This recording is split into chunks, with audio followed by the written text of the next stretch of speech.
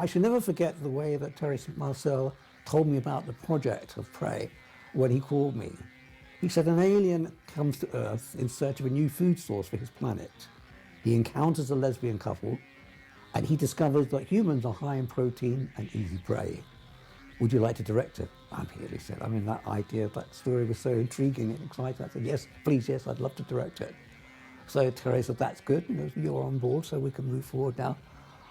He said, well, because of availability, I should say, first of all, he said, we're going to be shooting it at Shepperton Studios.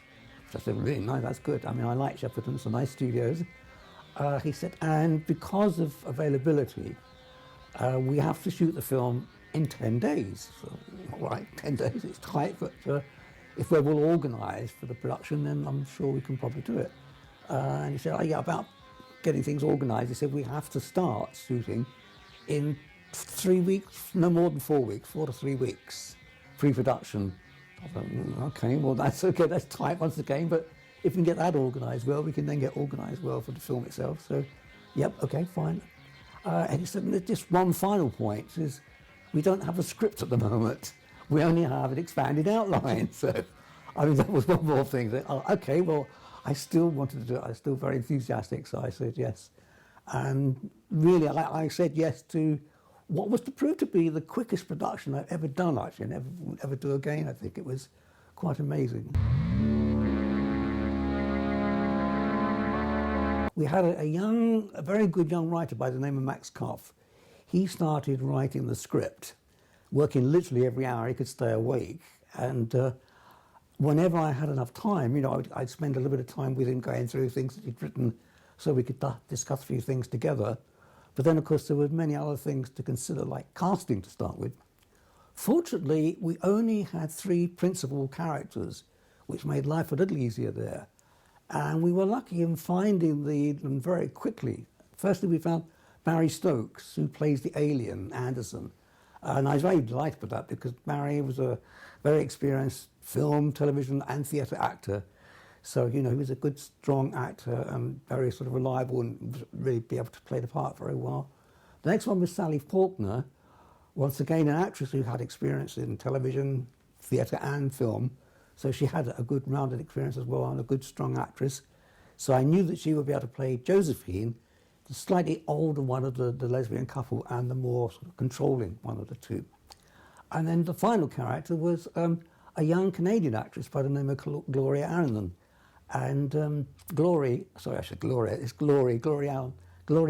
So, a young Canadian actress was fresh out of drama school. Prey was actually her very first film. So, and she was perfect for the part to play Jessica, the younger one of the two. So there was our cast all done. Now I should say that Terry was a very successful first assistant director, working on some extremely good films, big films, like those very well-known films. And he'd been working on the Pink Panther films. And at the end of the one he just finished, he said to the crew, look guys, we're making this little film at Shepperton. If you've got the time before you start on your next picture, how about coming to work with us? And wonderfully, they all said, yeah, we'd love to. It sounds an interesting thing. So, I mean, the bonus there for me was we actually had the cream of the industry, really. I mean, we had some of the top technicians you could possibly get on our little film, which was wonderful. It was certainly good for me because it did mean, because we were going to have to work fast, that I would never have to wait for the crew. They were always, in fact, they were usually ahead of me, to be honest. Very often I was running to keep up with them because there was never any retakes for anything like focus or sound or anything like that. It was just do shot one and then we're on to the next one. Now, the one person, though, that wasn't got was there was no art director, stroke production designer. So it did mean that I was able to bring in a dear old friend of mine, Hayden Pierce, who I'd worked with on everything I'd done, every film and every commercial, every documentary. And why? Not only because we got on extremely well, but he was just so good at doing things, particularly with no money. There was no budget. Hayden was one of those people who you could say to Hayden, we need a reconstruction of the Taj Mahal, and we've only got £10, and he'll give you £3 change, afterwards, which is quite amazing. And that's what I say. So I managed to get Hayden on board. Now, the interesting thing is we were using the old house at Shepperton Studios. I mean, normally you go to a studio to build sets. So it's quite a unique situation because we were going to Shepperton to use a house that you would normally use on location. So anyway, so we have the house, but it was empty. Beautiful old house, but completely empty. But Hayden had complete run of the props department. He could take anything he wanted, but he wasn't able to ask for anything special, like to get anything in. So whatever was available at the time, he was able to get. So he got furniture and things, but it meant, it's quite interesting because the house had a very odd assortment of rooms. For one thing, we have in the film, when you see it, is a very grand dining room, with a beautiful table, which is what Hayden could get there. And then we have the living area is also quite elaborate. But then you go to the kitchen, and it's a tiny little kitchen, and it looks like, sort of a suburban house, it's like just outside London or something, and a very small sort of master bedroom too, and a little bathroom. But somehow it worked, it was so every room is sort of different in its style. It's a real eclectic mix, and but it worked. But I would still defy anybody to say when they've seen the film, I would defy them to draw a floor plan of the house, and I don't think anybody can actually do it because nothing really ties in, but it works. So that was good. I mean, we were well set on that. Now, Max Cuff, I didn't quite finish the script by the time we had to start shooting. So as we were shooting, it was quite interesting that we were getting pages, we'd get some pages in the evening or in the morning and have a quick chance to read it, what we were meant to be doing that day. It was a bit like working on a newspaper, actually. It was quite nice with the news coming in the last minute, working out the front page. But we got there somehow, we really did. Should come back now to the cast, who actually were wonderful because they really had to work hard on this film. They were in everything, so it was all day long working and every day. They never had any time off because of the speed we were working and the fact there was just 3 of them. And they had to do some pretty tough things at times. On their very first day, I didn't actually intend this purposely. I mean, it just happened. On the very first day, the first thing they had to do was a scene in which the 2 girls have to dive into a river or a lake to rescue the alien who is drowning. So they had to dive in. Well, we used it is a river, but it's become more like a lake. The thing that's the back lot of Shepperton Studios. It's on the back lot, but because it hasn't moved the water in many years, it's really stagnant, as you can imagine. I mean, God knows what's actually in it. I mean, I'm sure there'd be many dead things like cats and so on, but also, if you imagine the amount of film crews that have used it and been filming nearby, there would be an enormous number of sort of half-eaten sandwiches and cigarette ends have gone in over the years, so, and many other things, I'm sure. So the moment they went in and broke the surface of the water, the first thing that struck me was the terrible smell, which of course you don't get on the film. The smell was really awful, and the water was black, absolutely black, with lots of funny things floating around in it. Now, we shot the scene in slow motion, which was very good, but in the slow motion, so when you see the film, you can actually see this horrible water going in and out of their mouth and up their nose, and it looks like oil because it is so black, and so I really did admire the 2 of them. The nice thing, of course, about doing it slow motion meant they didn't have to be in the water very long because you get ample footage that way. And it also meant, which was also good for me, was that we'd actually achieved quite a bit of screen time on our very first scene. So that was a plus I could tick up, a good mark for me. And I really did admire them for having dived into this water, and I think they found it a pretty unpleasant experience, but it looked good. And we did send them off straight away to have tetanus injections, just in case, but they were both fine. But then, on other things, the 2 girls, they did a most amazing fight in the conservatory that we had. And it was actually quite alarming to watch. It was very hard to stop yourself wanting to rush in and stop them, shout cut, because it looks as if they really were hurting each other, but it was nicely choreographed and it worked very well indeed. And Sally Faulkner, I mean, to this day I admire for doing this. There was a scene in which it's necessary for her to run. She's running away from the alien, and she trips on a spade and a shovel that's lying there, and trips and falls into an open grave that she's dug herself. And she falls face first, goes forward into it. Well, I wanted a shot in which we were in the grave, seeing her coming down towards us. So Hayden built a grave about 4 or 5 feet off the ground, with some artificial grass platform that she could run in on. And she literally just, sort of run forward and just came down face first and forward straight into the grave. Obviously there was mattresses and things for her to land on, but I still admired it, because it takes some guts to do that, actually, to just sort of launch yourself that way. And it works really well, and but she just did it. So I think she in particular was extremely good. I know she enjoyed firing a gun at one time.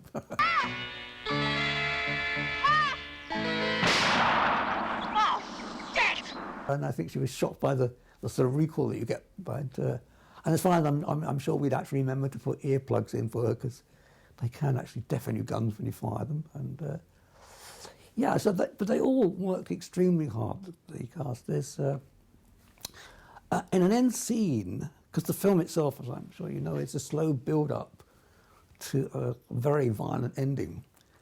And this end scene when the alien reverts to being in his alien form and attacks Jessica, the young girl, he actually bites, and the idea is he bites and rips out her stomach and all these sort of things. Well, for that scene, of course, we needed her innards, which were all animal innards, which you get from the butchers. I mean, Hayden, once again, got from the butchers. And being very conscious about health and safety, he put them in the fridge to keep them fresh for when we were actually doing the scene.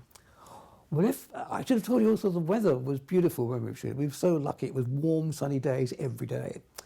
Well, in addition to that, we had all the lights on, of course, in the scene. So Glory was lying on the bed, completely naked, with the makeup things and things there, and it was very warm. And Hayden came in with the innards, and he said to her, "Look, do you mind I put all this stuff on your stomach now?" And she said, "Oh, yeah, I don't mind," because Glory, she didn't mind anything like that. She was so good. But of course, it was freezing cold. And when she put it on her stomach, she literally leapt off the bed, because the shock of all this cold coming onto her hot body. But anyway, we got the scene done, and it looked very impressive, actually. Coming back to it reminded me now, I mentioned about the fact that it was beautiful sunny weather, which is also another bonus for me, because the script, because it was, no getting away from it, it was a rush script. And we were actually filming more or less what was the first draft. So it did mean that some scenes were a bit slim, to say the least, because they really hadn't been flushed out that much. But it didn't matter, because we had the lovely sunshine, so it did enable me to have the two girls in particular having characters sort of walking leisurely through the woods and just generally enjoying the sun. So you could play it at a much slower level, and it didn't seem, and had it been in the winter, that would have been a bit more of a problem. But, so the weather also was a great help to us. So yes, we did have many things in our favour, as I say, weather and, well, for me I should say, and the top crew, who were just all, because I should mention Derek Brown, the director of photography. Actually, Prey was his first film as a director of photography. He was an ace camera operator. I mean, really one of the tops, which was once again another bonus on that film. I mean, I was amazed that he could actually hold a 35mm camera with 1,000-foot magazines. That's the 1,000-foot roll of film on them, so it's very heavy. And he could hold it for all day long, in fact. And you find it hard to actually see that it's moving. You really do. He was like a human tripod. So that was a bonus for me, because we didn't have to spend time setting up tripods or dollies of any kind, because he could also, by bending his knees or stretching, he could actually do nice little craning shots with the camera as well, all handheld. So that was an amazing bonus. And of course his lighting was excellent. I mean, the film does look extremely good. And so that was a plus for me. And the other one is the editor. I have to mention Alan Jones, the editor, who did a superb job of cutting the material. Now, the luxury of working in a studio is the fact that everything is there. So obviously the cutting rooms were there and the previews there, so we were able to see rushes each day very easily without having to go very far. And it did mean having Alan, that seeing rushes, he could then go back to the cutting room. And as we'd finished scenes, he could actually start making the first assembly of the scenes, which meant we had a completed assembly of the film very quickly after the last day of shooting. Literally 2 days after we had the film in its form. so we could then start on fine cutting and so on, and music, which I'll come to in a moment. But the most amazing thing, and I've been talking to Alan, it is hard to, we really can't believe how we actually did it, and that was remembering the film was shot in 10 days, but from the last day of shooting, we actually had an answer print. That's the final print ready for cinemas in 5 weeks. It was 5 weeks after the last day of shooting. But it's quite incredible that we've done that, music, dubbing, the whole lot. You know, and as I said, I really don't know how we actually did the whole thing, and I don't believe we could ever do it again. Because in a way, I think it was not actually possible, but we did. And I also mentioned the music, because Ivor Slaney, who did the music, he also had his little studio at Shepperton, so that was a great advantage as well. So he was on hand to see material very quickly, and because it was really a sort of no-budget movie, Ivor had to work with very limited resources to create the music, and I think he did an excellent job. One good thing, as well as being a very good composer, he was also a musician, so he was able to play piano, and I played flute and saxophone, which, you know, on the thing. So that was also a bonus.